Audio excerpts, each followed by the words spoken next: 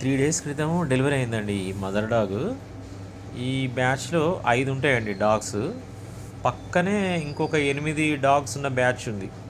వాటికి, వీటికి అన్నిటికి మేమే అన్నం పెడతాం గానీ, వీళ్ళలో వీళ్ళకే పడదండి అసలు. ఎంతో అసలు 2 బ్యాచ్‌లకి అన్నం పెట్టేటప్పుడు ఒక సాహసమే అయితా ఉంటది మాకు. ఒక బ్యాచ్ నుంచి ఒక బ్యాచ్‌ని తప్పించుకొని పెట్టడం అంటే. దాడి చేసినట్టున్నాయి అందులో ఉన్న డాగ్స్. పాపం తీవ్రంగా గాయపడింది ఈ మదర్ డాగ్. ఐడిన్‌తో కాటన్ పెట్టి క్లీన్ చేశానండి ఫస్ట్ గాయం. పాపం చీము, రక్తం వస్తుంది గాయాల నుంచి. అంతా క్లీన్ చేశాక అది స్ప్రే ఒకటి వేసి పౌడిన్ పొడి అండి మనం జనరల్‌గా పుండ్లకు వాడేది అది ఏసేసా. గాయాన్ని క్లీన్ చేసి ఏసేసా.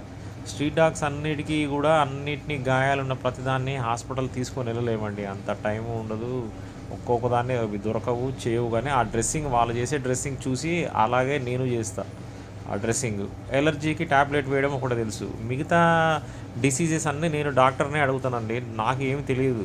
మామూలుగా జనరల్గా అన్నం పెట్టడం మాత్రమే నాకు మెయిన్గా తెలిసింది. ఇక ఈ గాయాలకైతే మొత్తం క్లీన్ చేశానండి. ఆ పొడిని పొడి రెగ్యులర్గా వాడుకోవాలి. ఆ స్ప్రే ఉన్ను పొడిని పొడి గాయాలు మానేదాకా. దీనికి ఇక్కడ వాటర్ లోపల షెల్టర్ ఉంటుందండి పిల్లలు ఉండడానికి బాగానే.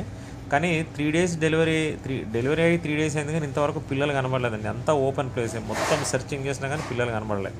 అది ఎక్కడ పెట్టిందో అర్థం కావట్లేదు. ఎదురు ఒక ఆఫీస్ ఉంటుంది, దాంట్లో కూడా లేవంట. ఆ చెట్ల లోపల ఎక్కడ పెట్టిందో కానీ పాపం చెట్లలోకే పోయి వస్తుంది కానీ కనబడలేదు అసలు పిల్లలు. ఆ పాలు తాగిన ఆనవాళ్ళు కూడా లేవు పిల్లలు పాపం.